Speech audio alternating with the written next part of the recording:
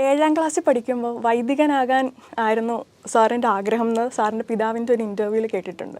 എന്തുകൊണ്ടായിരുന്നു അന്ന് അങ്ങനെ ഒരു തോന്നലുണ്ടായത്? 7ാം ക്ലാസ്സിൽ പഠിക്കുമ്പോഴല്ല, അതിനൊക്കെ വളരെ മുമ്പേ തന്നെ എനിക്ക് വൈദികനാകാൻ വലിയ ഇഷ്ടമായിരുന്നു. അതിൻ്റെ കാരണം എൻ്റെ ഒരു അമ്മാവൻ അക്കാലത്ത്, എൻ്റെ 2 അമ്മാവന്മാർ അക്കാലത്ത് വൈദികരായിരുന്നു. അതിലൊരാൾ വളരെ നേരത്തെ മരിച്ചുപോയി, വേറൊരാൾ ബ്രസീലിലുണ്ടായിരുന്നു കുറേ കാലം.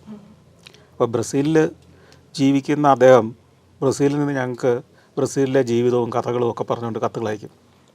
അപ്പോൾ കത്തുകൾ വായിച്ച് ഞാനിങ്ങനെ ബ്രസീലിൻ്റെ ഗ്രാമങ്ങൾ എങ്ങനെയായിരിക്കും എന്നൊക്കെ സങ്കല്പിക്കും. അപ്പോൾ ഇടയ്ക്ക് അദ്ദേഹം ചില ഫോട്ടോകൾ അയക്കും, കളർ ഫോട്ടോ. അന്ന് എനിക്ക് തോന്നുന്നത് നമ്മുടെ നാട്ടിൽ കളർ ഫോട്ടോകൾ അധികം പ്രചാരമായിട്ടില്ലാത്തൊരു സമയത്ത് ബ്രസീലിൽ നിന്ന് കളർ ഫോട്ടോകളിൽ അദ്ദേഹം ഗ്രാമങ്ങളിൽ പോകുന്നത്, അദ്ദേഹത്തിൻ്റെ അവിടുത്തെ അയൽക്കാരൊക്കെ ആയിട്ടുള്ള ഫോട്ടോകളൊക്കെ വരുമ്പോൾ നമുക്ക് വലിയ അത്ഭുതമാണ്. ഈ കാഴ്ച അന്ന് വിദേശ രാജ്യത്ത് ചില ഫോട്ടോകളൊക്കെ അപൂർവമായി നമ്മൾ കാണുന്നുള്ളല്ലോ. അപ്പോൾ അന്ന് മുതൽ എൻ്റെ ഒരു ആഗ്രഹം വിദേശത്തേക്ക് പോകണം, വിദേശ രാജ്യങ്ങൾ കാണണം. അതിന് കാണാനുള്ള ഏറ്റവും എളുപ്പമുള്ള വഴി ഒരു ഇങ്ങേരെ പോലെ ഒരു അച്ഛനായി കഴിഞ്ഞാൽ, വൈദികനായാൽ പറ്റും. അപ്പോൾ അതായിരുന്നു അന്നത്തെ ഒരു വലിയൊരു മോഹം. യാത്ര തന്നെയായിരുന്നു, അത് തന്നെയായിരുന്നു.